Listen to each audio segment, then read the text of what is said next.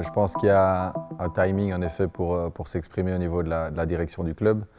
Un double timing à la fois au lendemain d'une défaite malheureusement historiquement lourde, une défaite comme il ne devrait jamais y en avoir au Standard de Liège, et aussi parce que c'est la fin du premier tour de la phase classique et je pense que c'est logique à ce moment-là de faire le point sur où on en est, faire le constat des résultats passés et de nos ambitions futures. They kill us, they joke with us. They can be better, but impossible that they joke with us. It's the first quality when you play here.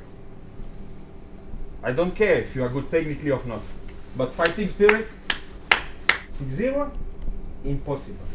Okay, they can win, but you have to go out of the pitch, the shirt, you cannot wear this shirt today. Okay? We have 2 weeks, things. It's the first time, the last time this kind of game.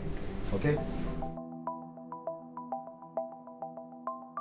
Mais c'est clair que le sentiment général après ce match et l'ambiance dans le vestiaire était la colère. Et ça, c'est la première chose qui est rassurante quand même, c'est de voir qu'elle vivait aussi au sein des joueurs, au sein du staff.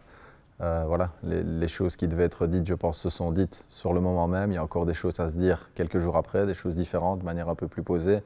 Mais c'est clair qu'on partageait tous la même révolte par rapport à ce qui venait de se passer, parce que de nouveau, ça ne peut jamais arriver.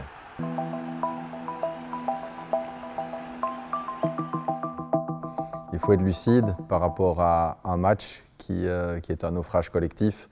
Et ça doit aussi nous inviter à regarder les semaines qui précèdent pour voir est-ce qu'il y avait des signes, est-ce que c'est vraiment juste un match, est-ce que c'est plus que ça. Et je pense que c'est ce qu'on a fait même déjà avec Fergal durant la deuxième mi-temps. C'est discuter énormément pour trouver les causes, trouver les raisons et après avoir les solutions. Mais d'abord, il faut poser les bons constats. Et c'est ce qu'on est encore en train de faire ces jours-ci, poser les bons constats avec le staff pour après amener les réactions qui doivent être amenées et les solutions qui doivent être amenées pour ne plus jamais vivre ça.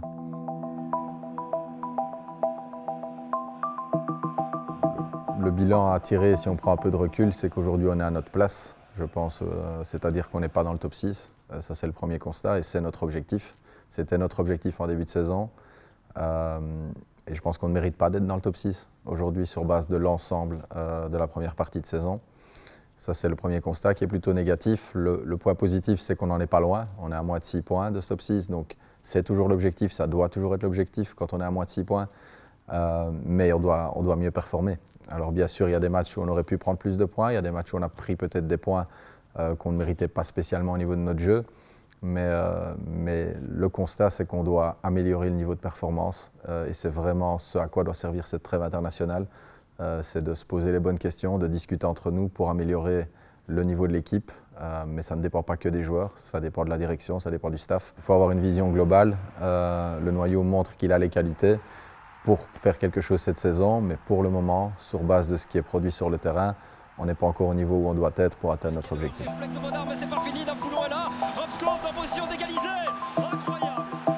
C'est vrai que ça reste un problème au Standard. Après, on sait que le Standard fonctionne parfois beaucoup à l'émotion. En effet, on sait l'impact que peut avoir le stade à domicile. Et parfois, le problème, c'est que les joueurs, quand ils sont portés par cette ambiance lors d'un match, ils s'attendent à l'être aussi, où il peut y avoir une forme de relâchement. Il y a peut-être une forme de relâchement après les matchs contre Bruges et Anderlecht. Donc c'est clair que c'est quelque chose qu'on doit travailler. Après, de nouveau aussi, il y a parfois la tendance d'analyser de manière trop positive des matchs qu'on a gagnés, notamment les matchs contre Bruges et Anderlecht. Et puis après, trop négatif des matchs qu'on a perdus, dans certaines circonstances où on aurait mérité mieux. Donc je pense que malgré tout que globalement, on est, comme je l'ai dit, à la place où on mérite d'être, qui n'est pas suffisante. Et donc on doit travailler à être plus régulier, c'est vrai, mais on doit aussi travailler à augmenter le niveau global de performance du club en général.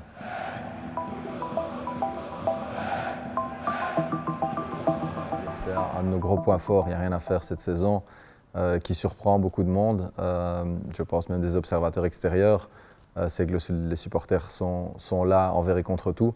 Ils l'ont encore montré à Anvers et ça doit vraiment être une grosse source de motivation partout dans le club pour mériter ça.